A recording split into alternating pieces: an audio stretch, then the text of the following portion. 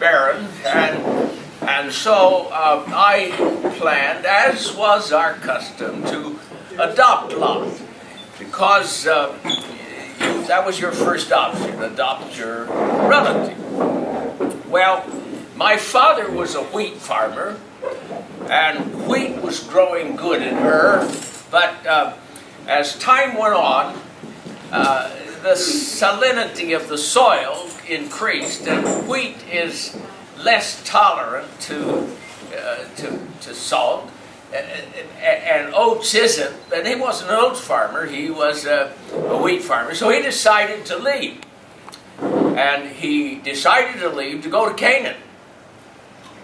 But en route, he changed his mind, and he went off the route and went up to Haran, a little farther north, because you see, number one, we worship the moon god Nana, and my father was an avid moon worshiper, and I never could understand how he would go out and look at the moon. It never changed, you know. And then he had an image of one out of stone in the tent. I'd see him go before it. He didn't even watch the bird that lit on it and then let go right down his face, you know. Some god, he couldn't even clean his face off. But in any case, my father, and we stayed with our parents, you know, for a clan. And so I left. Now, frankly, I was pretty wealthy, and I had a pretty big staff, 318 well-trained servants, meaning I had a militia, if you will, and I had thousands of sheep and goats, and Lot had quite a bit that Haran had left him. And so we had to go with our father. Well, because Haran also worshipped the moon god, and because it was good wheat growing there, he decided to stay there and not go to Canaan. Well, before I left I have to tell you that I heard this dumb voice in my head, something like, "Abram, I want you to leave your country and go to a land I'll show you." Well, I didn't respond. Where did that word come from? And so I didn't do anything about it. And then after we made this 400-mile trek, it took us months to get there, and my father settled down. Well, after some time, when I was 75, I heard this voice again, this time at Haran. "Abram," and it was so convincing. "Abram, I want you to leave your town, leave your people, go to a land I'll show you." What does this God want me to do? Stick my finger in my mouth and get it wet and see which way the wind's blowing? I mean, if you're supposed to go someplace, you're told. But I didn't realize, of course, that I would be more interested every day and wonder if this is the place. I got no confirmation. Slept that night, went to the next place. What if this is the place? Every day. I was engaged, you see. And so I must tell you what happened.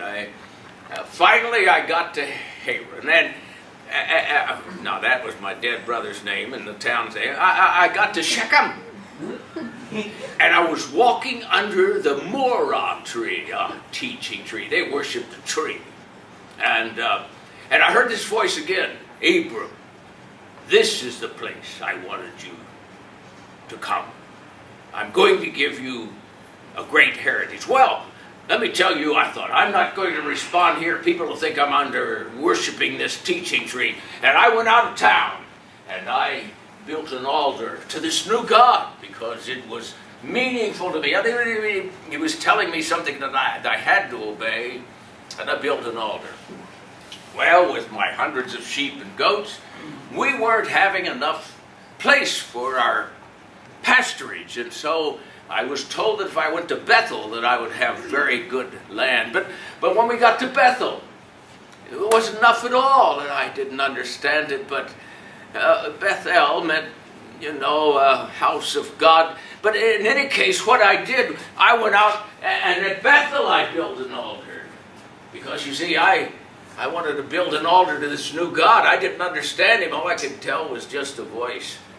But I built an altar to him there, too. But I had to carry on. There was nothing else to do. Sarah, my 65-year-old wife, was with me, and of course Lot and all of his, and my 318 wives of my servants and their children, and we were a small city in movement.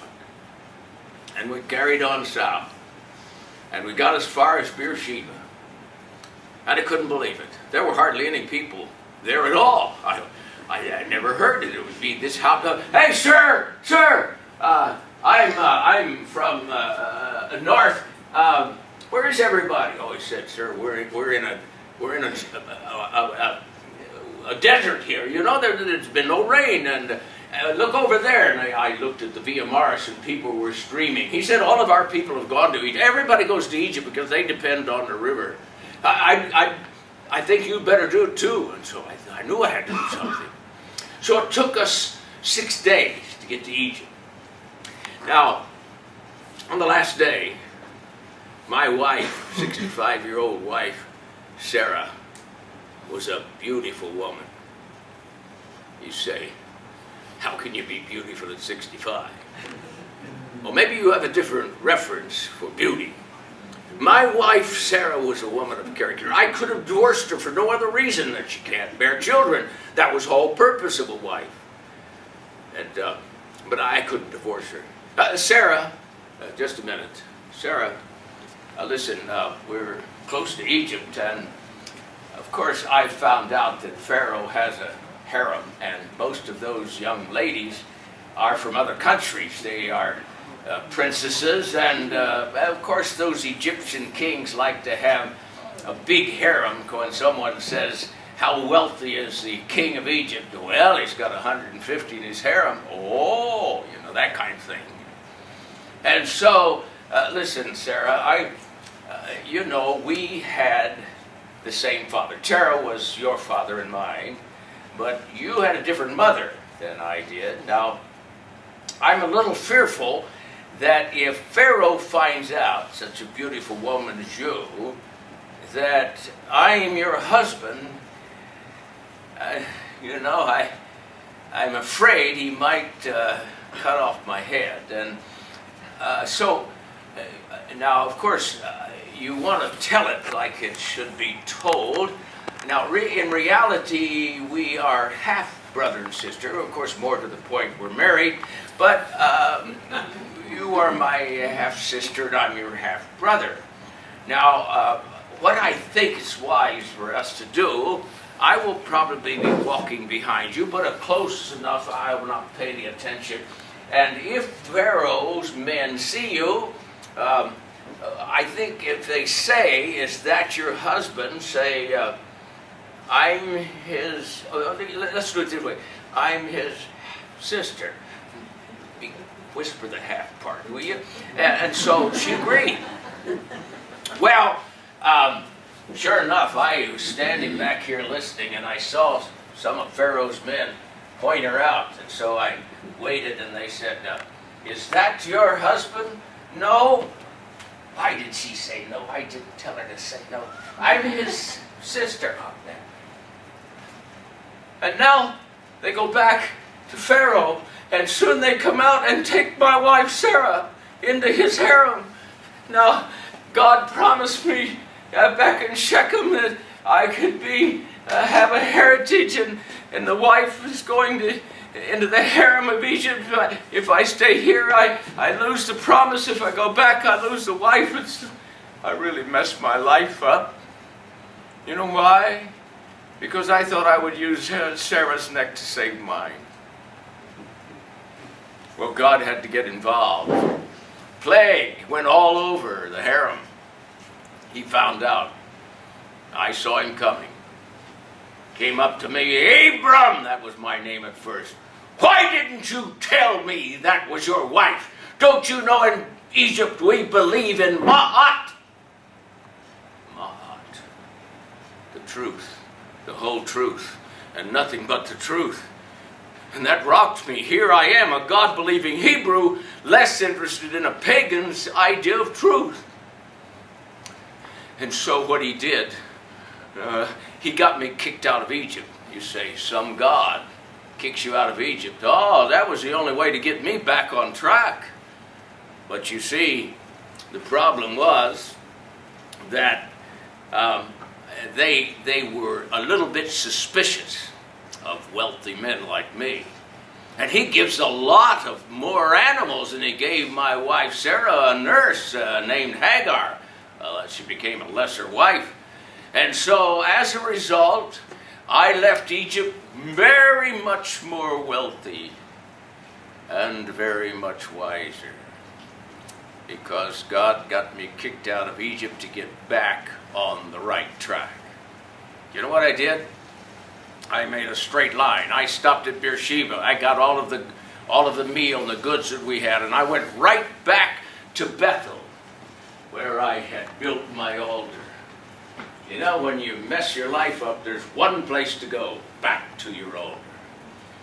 So I came back to my altar. Well, now, the pasturage was lush, the famine was over, and everything is fine, except now we have just almost too many animals. And so I was standing there. Lot, come here. Look at that. My herdsmen are arguing with your herdsmen. They're elbowing each other. Get off of here. This is my land. Lot, listen. There's only one thing we can do. We're going to have to separate. Now, Lot, I'm going to give you a choice. If you go to the left, that's the fertile valley area like the Eden of God, Jordan Valley. Then, Lot, I will go to the right. That's the craggy mountaintops. Now, Lot, if you go to the right, the craggy mountaintops, then I'll go to the left, the Garden of God. He thought that over 10 seconds very carefully. Uncle, I'll take the lowlands. Before Egypt, I would have exploded. Lot, when are you going to learn? I was planning on adopting you. I was giving you a chance to say, you first, you're my elder. Not after Lot, not after Egypt. I said, all right, Lot, you want the lowlands, I'll take the craggy mountaintops. And so he left. God always came to me after a big change in plans. You don't want to be 4,000 years old and put on a beard. You get it in your mouth, you know. Well, you see, I saw him go. Now, when kings come raiding, they don't go to the craggy mountaintops. They go to the Fertile Valley area. And they came, 4 Mesopotamian kings, and they stayed. They were mining copper. And they thought, we're going to stay here and get all of the copper. But finally there was an uprising after those years, and so they decided to leave. And they went into Sodom, and they took all of the booty and all of the people and went off to Sodom. I was resting in the afternoon. And a young man came running, and he's yelling, Abram, Abram. And I said, yes, what? He says, you know what happened? Those kings, they took your nephew Lot and all of the people of Sodom and all of the goods, and they fled. Eliezer, he was my servant, Eliezer, get my 318 men. We're going to go after them. And we went day and night. I chased them all the way north of Damascus, and we got them in the middle of the night. I divided my men into 3 groups, and we immediately scared them away. And so we collected all of the booty. We collected all of the people that were conquered, and we started back. And when I was going back, I went by the valley of Shaveh, the King's Valley. And going to that place, of course, the king of Sodom was coming. I saw this man who came. I said, look, who is that? They said, oh, that's Melchizedek. That's the king of righteousness. Melchizedek. Well, he looks like a king, but there's an aura about him. And you know what happened? He gave me bread and wine, communion, and then I said, Melchizedek, that's king of righteousness. I didn't know that he was, he was of the royal line of God. I think I had an Old Testament theophany of Jesus. But I didn't know.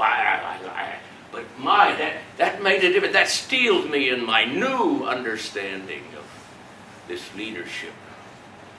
And So I went on. Now the king of Sodom comes to me. He bows to the ground carefully. And then he got up and he said, "Sir, I am so grateful for what you've done. I want to say that you can have all of the booty, but just give me my people." Before Egypt, I was said, "What do you mean, all the booty? You know the rules of engagement. The one who gets them keeps them. You ought to know better than that." Not after Egypt. I realized that what I take for myself, I lose. What I let God give me, I keep. You can have all of the booty.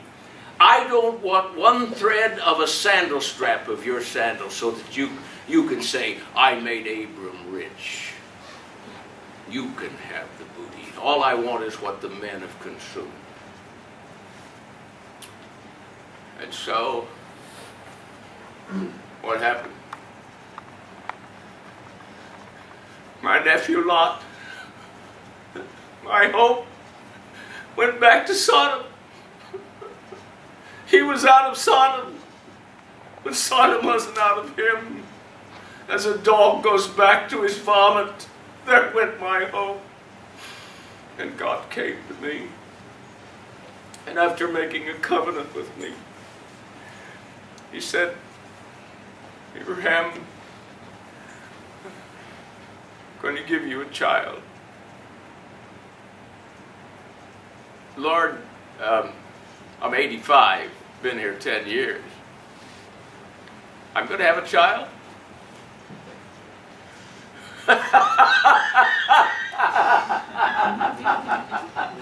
Hey God, if you're trying to who can tell the best joke, you won. I don't even have one for that. I can't have a child. Well, ultimately, soon after, oh my, it was these three angels. They came, they looked like men. And I was asleep. And all of a sudden, I'm looking up, and there they are standing in front of the tent. And I immediately went. Now, we had this culture, where no matter, you don't know who the guest is, if they touch a tent rope, you've got freedom. Could be your worst enemy. And so I said to Sarah, I asked them, "Would you eat?" They said, "Do as you say." So we killed a fatted calf. That was enough to feed 15 people. And we got all of the meal together, but these guys too had kind of an aura about them. One of them seemed to be the leader. And so we ate a meal, and then suddenly the one that seemed to be the leader said, "Where's Sarah, your wife?" How did he know Sarah's name? I'd never seen this guy before. And I said, "Well, she's in the tent over there." Well, Sarah heard it, and he said to her, "A year from now, she's going to be with child." Well, Sarah heard that, and she laughed, kind of silently. And this one that looked like a man said, "Why did Sarah laugh?" And she heard that, and she said, I didn't laugh out loud." He said, "Is anything too hard for the Lord?" And you see, Sarah was told she's going to have a baby at 75. Now, I don't know about you ladies, but if you were 75 and told you were going to have a baby, I don't know. I don't think you would take that by laughing. I think you'd cry.